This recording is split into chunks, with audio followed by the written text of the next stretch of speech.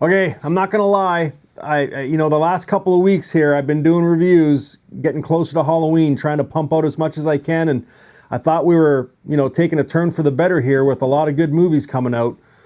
The Mortuary Collection, Hosts, just to name a couple. But I watched the trailer for this movie, and I thought, okay, here's another one. The trailer for this movie is well edited, makes it look kind of bonkers. I'm into that. I'm into bonkers. I really am. But after sitting down and watching this movie, I gotta change my opinion. It's gone from bonkers to annoying and fucking silly.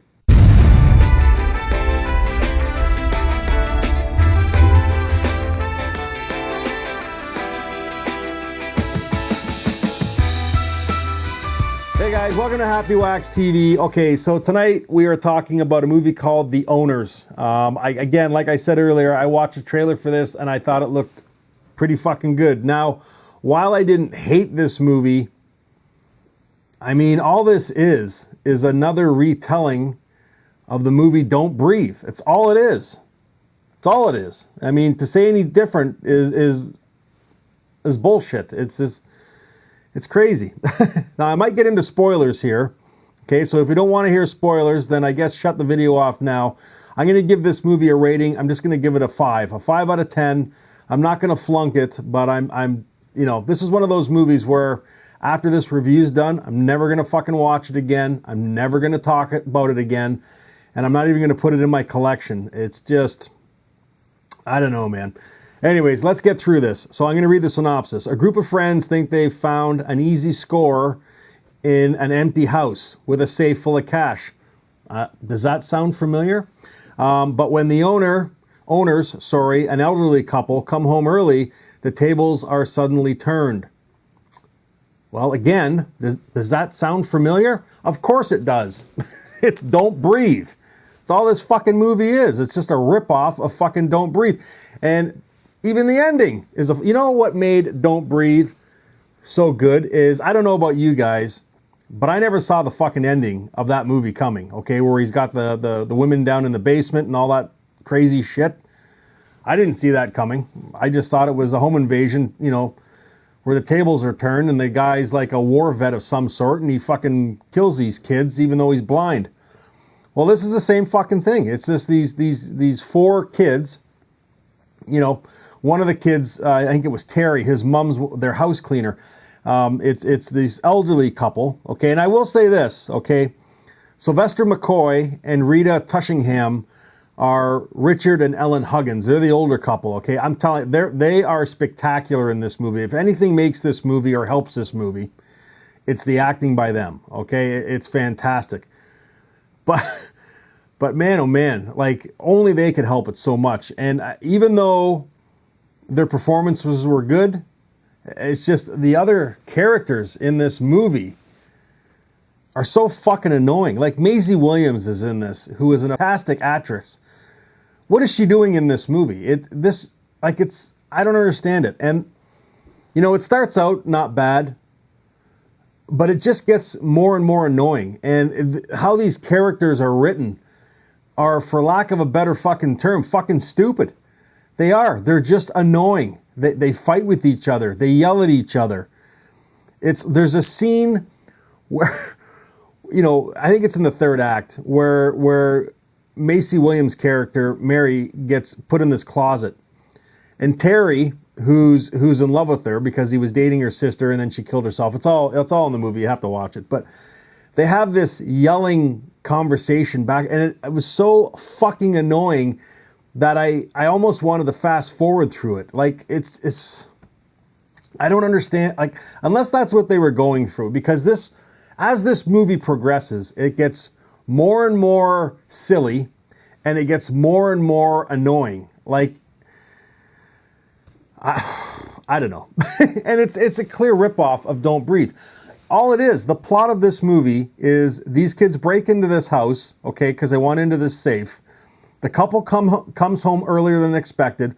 They need the combination to the safe, so they tie them up and threaten the wife, and the dad never budges, or the older guy, the husband never budges.